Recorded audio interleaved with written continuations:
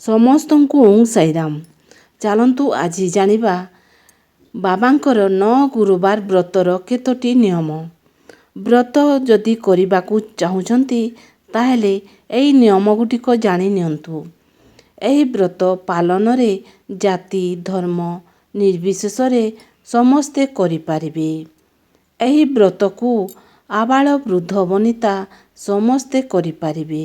ଧନୀ ଗରିବ ଯାହାର ଶ୍ରଦ୍ଧା ଥିବ ସଂକଳ୍ପ କରି ଆଡ଼ମ୍ବରରେ ହେଉ କି ସରଳତା ସହକାରେ ହେଉ ବ୍ରତର ପୂଜା କରିପାରିବେ।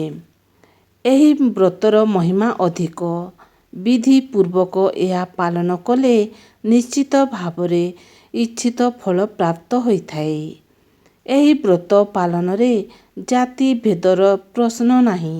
ଅର୍ଥାତ୍ ଯେଉଁ ଜାତିର ହୁଅନ୍ତୁ ପଛକେ ଏହା ପାଳନ କରିପାରିବେ।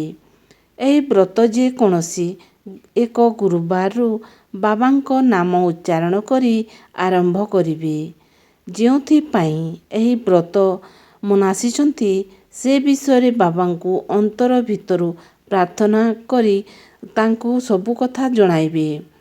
ସାଇ ବାବାଙ୍କ ଏକ ଫଟୋ ଚିତ୍ର ସଂଗ୍ରହ କରି ରଖନ୍ତୁ। ପୂଜା ମଣ୍ଡପରେ ପିଢ଼ା କିମ୍ବା ଚୌକିଟିଏ ରଖି ଏକ ଓଦା କପଡ଼ାରେ ପରିଷ୍କାର କରି ଉକ୍ତ ସ୍ଥାନରେ ହଳଦିଆ ରଙ୍ଗର କପଡ଼ା ବିଛାଇ ତାହା ଉପରେ ବାବାଙ୍କ ଫଟୋ ଚିତ୍ରକୁ ରଖନ୍ତୁ। ଫଟୋ ଚିତ୍ରରେ ଚନ୍ଦନ କୁଙ୍କୁମର ତିଲକ ଲଗାନ୍ତୁ।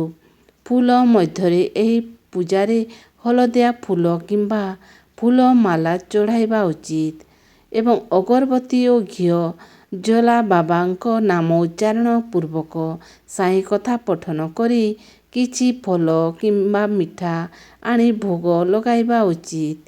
ଏହି ପ୍ରସାଦକୁ ପରେ ଅନ୍ୟମାନଙ୍କୁ ମଧ୍ୟ ବଣ୍ଟନ କରିପାରିବେ।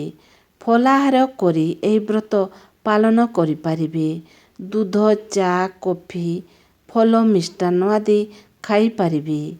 ପ୍ରତି 9 ଗୁରୁବାର ଯାକ ସାଇ ମନ୍ଦିର ଯାଇ ବାବାଙ୍କ ଦର୍ଶନ କରିବାକୁ ମୋଟେ ଭୁଲିବେ ନାହିଁ। ଏହି ଦିନ ଗୁଡ଼ିକରେ ସାଇଙ୍କ ଦର୍ଶନ ଲାଭପ୍ରଦ ହୋଇଥାଏ।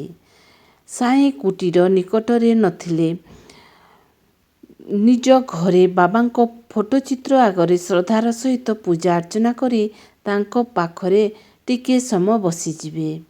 ଏହି ବ୍ରତର ପାଳନ ବେଳେ ବେଳେ ଯଦି ସ୍ତ୍ରୀ ଲୋକଙ୍କର ମାସିକ ସମସ୍ୟା ଉପୁଜେ କିମ୍ବା କୌଣସି କାରଣରୁ ପୂଜା ନ ହୋଇପାରେ ତେବେ ଏହି ଗୁରୁବାରଟିକୁ ଛାଡ଼ି ତା ପର ଗୁରୁବାରକୁ ହିସାବ କରି ନେବେ। 9 ଗୁରୁବାର ଶେଷ କରି ବ୍ରତର ଉଦ୍ଯାପନ କରିବେ। ଭ୍ରମଣ ଟୁର୍ କିମ୍ବା ବାହାରକୁ ଯାଆନ୍ତି ତାହେଲେ ବ୍ରତଗୁଡ଼ିକୁ ଚାଲୁ ରଖିପାରିବେ।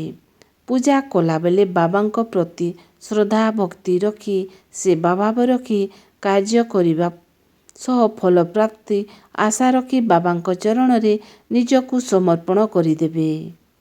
ବାବାଙ୍କର 9 ଗୁରୁବାର ବ୍ରତ ସରିବା ପର୍ଯ୍ୟନ୍ତ ପରଚର୍ଚ୍ଚା ପରନିନ୍ଦା ଇତ୍ୟାଦିରୁ ଦୂରେଇ ରହିବେ। ବାବାଙ୍କ ରୂପ ଅନେକ ସେ ସମଭାବାପନ୍ନ। ତେଣୁ ବ୍ରତ ଦିନ ଭକ୍ତଙ୍କୁ ପରୀକ୍ଷା କରିବା ପାଇଁ ସେ କୌଣସି ରୂପରେ ବି ଆବିର୍ଭୂତ ହୋଇପାରନ୍ତି। ତେଣୁ ବ୍ରତଚାରୀମାନେ ଭିକ୍ଷୁକ ବ୍ରାହ୍ମଣ ଅତିଥି ପଶୁପକ୍ଷୀ ଇତ୍ୟାଦିଙ୍କୁ କେବେ ବି ଖାଲି ହାତରେ ଘଉଡ଼ାଇବେ ନାହିଁ କି ଦଣ୍ଡ ଦେବେ ନାହିଁ। ତାଙ୍କୁ ଖାଇବା ପାଇଁ ନିଶ୍ଚୟ ଦେବେ। ଯଦି କୌଣସି କାରଣରୁ ବ୍ରତ ସଂଖ୍ୟା ଖଣ୍ଡିତ ହୁଏ ତେବେ ଆଉ ଥରେ ସଂକଳ୍ପ ପୂର୍ବକ ବ୍ରତ ଆରମ୍ଭ କରିପାରିବେ। 9 ଗୁରୁବାର ବ୍ରତ ଆରମ୍ଭ ଦିନ ହିଁ ବାବାଙ୍କ ନାମରେ ନିଜର ମନସ୍କାମନା ପୂରଣ ପାଇଁ ସଂକଳ୍ପ କରିବେ ଆଉ ବ୍ରତ ଆରମ୍ଭ କରିବେ। ଆଉ ବାକି ପାଳିଗୁଡ଼ିକରେ ସଂକଳ୍ପ କରିବେ ନାହିଁ। ଆଉ ଭିକ୍ଷୁକଙ୍କୁ ସବୁବେଳେ ଭିକ୍ଷା ଦେବେ। ଘଉଡ଼ାଇବେ ନାହିଁ। ଅନ୍ନ ଦାନ କରିବେ।